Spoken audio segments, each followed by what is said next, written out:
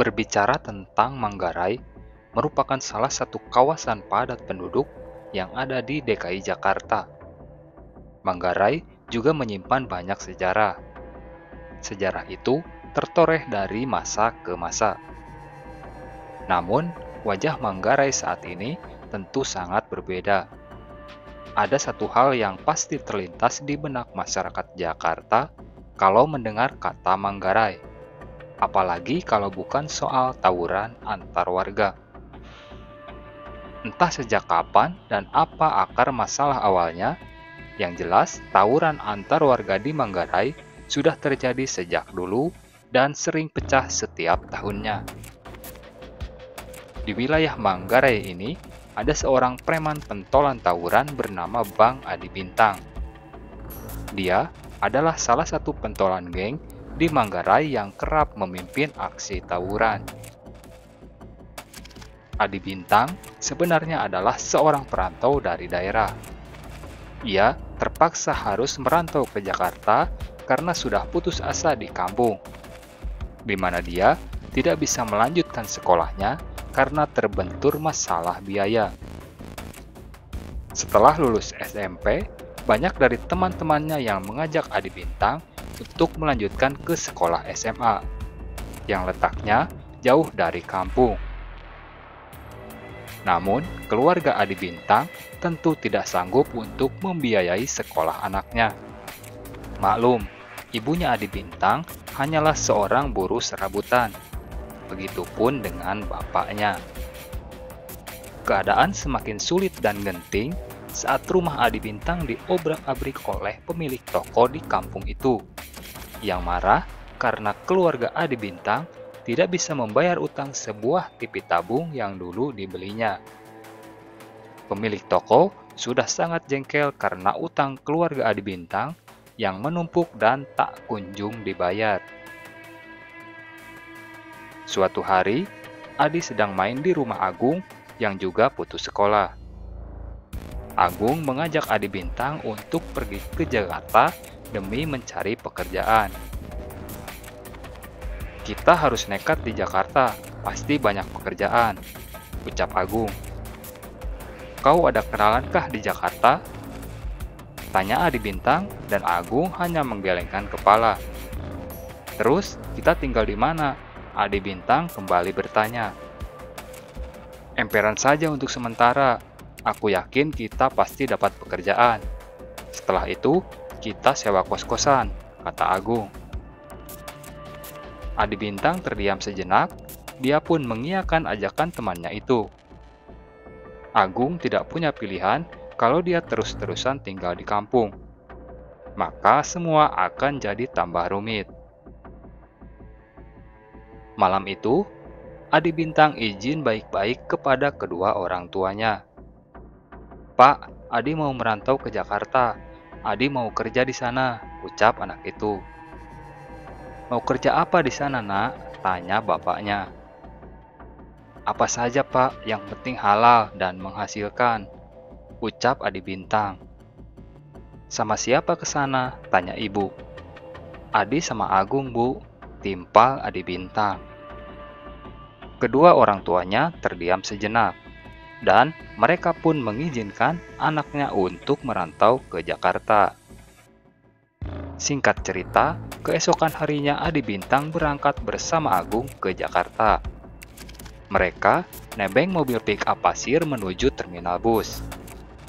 Dari terminal itu, Agung yang menanggung ongkos bis karena Adi Bintang tidak dibekali uang sepeser pun oleh orang tuanya.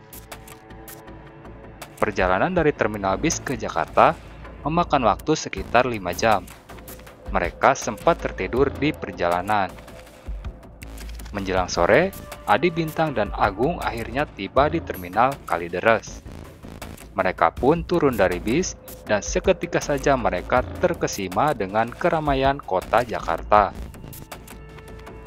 Ini pertama kalinya Adi Bintang dan Agung ke Jakarta. Selama ini, mereka hanya melihat kota itu di TV saja. "Kita di Jakarta, Di," kata Agung sambil menepuk pundak temannya itu. "Mau kemana kita sekarang?" tanya Adi Bintang kepada Agung. dan Agung merogoh kantongnya, masih ada uang sisa sekitar 20.000. Dia pun mengajak Adi untuk makan. Mereka membeli nasi warteg paket 10.000. Dan ketika mereka sedang makan, muncullah lelaki kurus berpakaian kumuh dan celana lepis hitam yang sudah lusuh dan kotor. Lelaki itu membawa gitar kecil atau ukulele. Ia mengamen di warteg itu. Si pemilik warteg segera mengambil uang receh, lalu memberikannya kepada si pengamen. "Untuk sementara, kita ngamen aja di terminal ini, ucap Agung. "Ya sudah, nggak apa-apa. Yang penting kita bisa makan," timpa Adi. Malam pun tiba. Adi Bintang dan Agung mencari kardus bekas untuk tidur di depan emperan toko. Malam pertama yang berat bagi mereka berdua. Tengah malam, saat mereka berdua sedang tertidur pulas, tiba-tiba saja ada orang yang membangunkan mereka dengan kasar. "Heh, bangun-bangun!" bentak seorang lelaki. Seketika Adi pun bangun. "Ada apa, Bang?" tanya Adi Bintang. Tak lama kemudian, Agung juga bangun. Dia panik saat melihat 3 orang lelaki berdiri di hadapannya. "Kalian sudah tidur di wilayah kekuasaanku. Sini bayar upeti dulu," ucap lelaki-lelaki itu. "Kami tidak punya uang, Bang," kata Adi Bintang. Ketiga lelaki itu pun menggeledah pakaian Agung dan Adi. Benar saja apa yang dikatakan Adi, bahwa mereka tak lagi punya uang. Komplotan lelaki asing itu pun marah. Mereka memukuli Adi Bintang dan Agung habis-habisan. "Ampun, Bang, ampun!" teriak Agung. Sementara Adi Bintang tidak berkata apapun. Dia hanya mengadu kesakitan saat dipukuli keesokan harinya. Kalideres sudah ramai. Adi duduk sambil memeluk dengkul, wajahnya bonyok, sementara Agung masih meringkuk kesakitan dan menangis sesenggukan. Untung saja toko itu sudah lama tidak dihuni, jadi mereka bisa berlama-lama di sana. "Gung, kau di sini aja ya, aku mau ngamen dulu buat beli makan," kata Adi Bintang. Perlahan anak itu bangkit. Dia memperhatikan orang yang berlalu lalang di hadapannya. Juga bis-bis besar antar kota yang keluar masuk terminal. Mengamen menjadi satu-satunya jalan untuk cari uang. Adi tidak punya alat apapun untuk ngamen. Dia hanya mengandalkan telapak tangannya. Adi Bintang juga tidak bisa bernyanyi. Hanya lagu Balonku Ada 5 yang bisa dibawakannya sambil sesekali menepuk tangan. Siang itu, terminal Kalideres sangat panas dan gersang. Adi keluar masuk bis mencari receh, namun mayoritas penumpang tidak mau memberinya uang. Tapi, ada sebagian orang yang berbelas kasih karena melihat kondisi Adi Bintang yang wajahnya memar. "Kau kenapa berkelahi?" tanya sopir bus kepada Adi Bintang saat hendak turun. Adi Bintang berhenti sejenak, dia menoleh pada sopir namun tidak menjawab apapun. Kemudian, anak itu keluar dari bis jam 3 sore. Adi Bintang merogoh kantong celananya dan dia mengeluarkan uang recehan satu demi satu. Adi menghitung uang itu, total yang ia dapatkan adalah Rp10.000. Jumlah uang itu cukup untuk beli makan satu porsi saja. Adi Bintang pun segera pergi ke warteg dan membeli makan satu porsi. Ya, mereka akan makan satu porsi untuk berdua. Beberapa saat kemudian, Adi Bintang keluar dari warteg dan segera menemui Agung yang meringkuk di depan toko. Namun, saat Adi tiba di toko itu, dia tidak melihat Agung. Entah kemana. Adi heran, ia pun berteriak memanggil nama Agung. Sesaat kemudian, Adi mendengar kegaduhan orang yang berteriak copet. Mereka berbondong-bondong mengejar seseorang yang dituduh sebagai copet. Adi kaget saat melihat Agung yang lari di hadapannya dikejar-kejar oleh belasan orang bawa balok kayu. Agung lari menyusuri pertokoan hingga akhirnya dia berhasil ditangkap warga. Agung dihabisi oleh warga bukan hanya sampai babak belur, tetapi sampai tewas. Adi Bintang tidak menyangka kalau Agung malah nyopet. Agung tewas di tengah jalan. Jasadnya terkapar seperti hewan yang sangat hina. Beberapa saat kemudian, mobil polisi berdatangan. Ambulan juga muncul. Dan jasad Agung pun dibawa ke rumah sakit. Adi Bintang tidak tahu apa yang harus ia lakukan sekarang. Sebenarnya, Adi mau membela temannya itu. Tapi dia mikir dua kali karena bisa-bisa Adi juga tewas dikeroyok massa. Terminal Kalideres sudah tidak aman bagi Adi Bintang.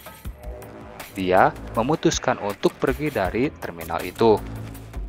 Adi Bintang jalan kaki menyusuri trotoar selama berjam-jam dan sesekali ia berhenti karena kecapean. Tak terasa, Adi Bintang tiba di kawasan Manggarai. Di sana, dia bertemu dengan komplotan gangster yang kerap kali melakukan aksi tawuran. Awalnya, ada seorang anggota geng yang menawarkan pekerjaan kepada Adi Bintang.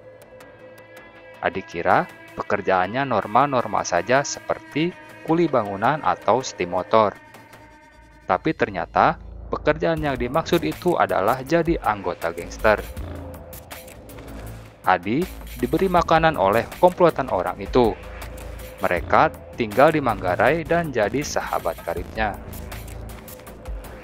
Semenjak saat itulah Adi Bintang mulai terjerumus pada kehidupan gangster di Manggarai. Memang benar kata pepatah, pergaulan itu bakal mempengaruhi tingkah laku seseorang. Adi Bintang, yang dulunya cenderung kalem, kini berubah drastis. Dia menjadi orang yang sadis. Adi Bintang diberikan amanah oleh komplotan geng itu untuk mengelola lahan parkir liar. Lahan itu sudah bertahun-tahun jadi sengketa antar geng.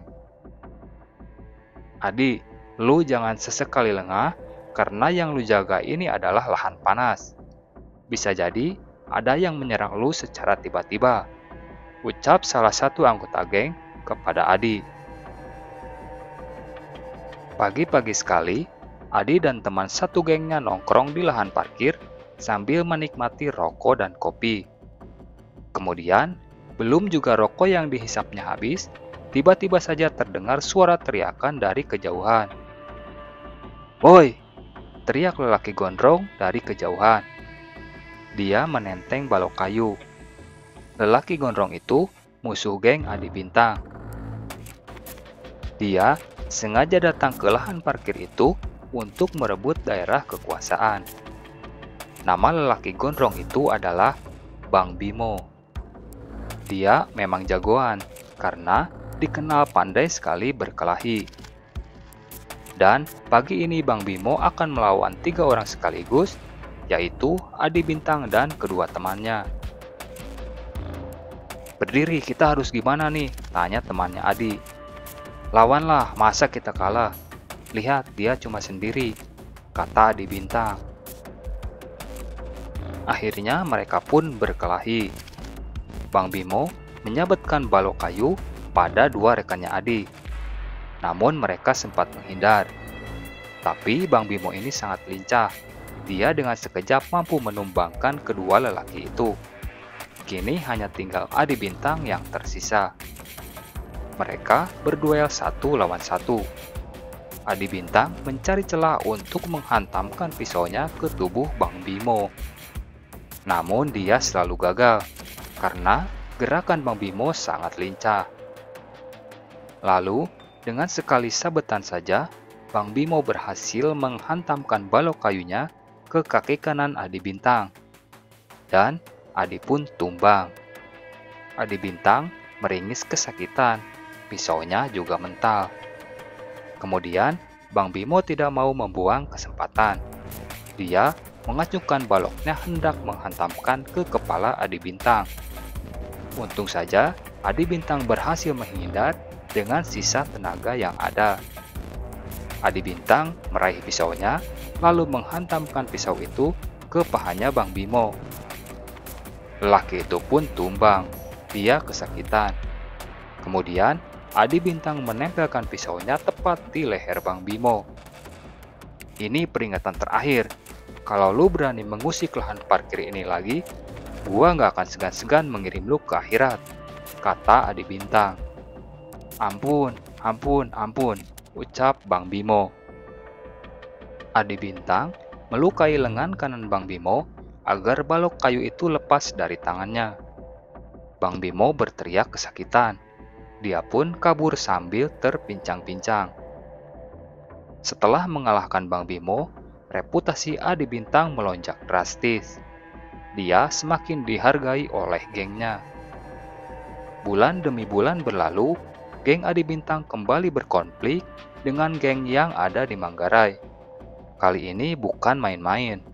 Mereka akan berduel dengan musuh bebuyutan. Sore itu, jalanan sudah diblok.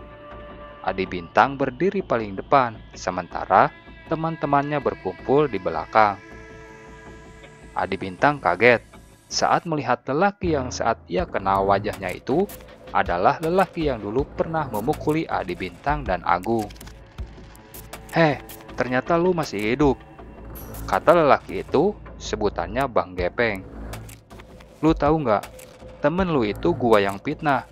Sebenarnya nggak nyopet, sengaja gua fitnah agar tewas dipukuli warga," ucap Bang Gepeng. Adi Bintang tercengang mendengar pernyataan itu, dan dia pun marah besar. Adi Bintang pun berlari sambil berteriak, disusul oleh komplotan temannya. Mereka berduel satu sama lain. Dan dalam duel itu, Adi Bintang berhasil membalaskan dendam temannya. Dia berhasil menghabisi Bang Gepeng sampai tewas. Namun naasnya, Adi Bintang pun tertangkap polisi. Dia diseret ke meja hijau dan dijebloskan ke penjara. Adi Bintang mendekam di penjara dalam waktu yang sangat lama. Demikian rangkaian kisah balas dendam preman Manggarai yang berakhir di penjara setelah menewaskan pembunuh temannya. Terima kasih sudah menonton video ini sampai selesai. Dan sampai jumpa lagi di video-video selanjutnya.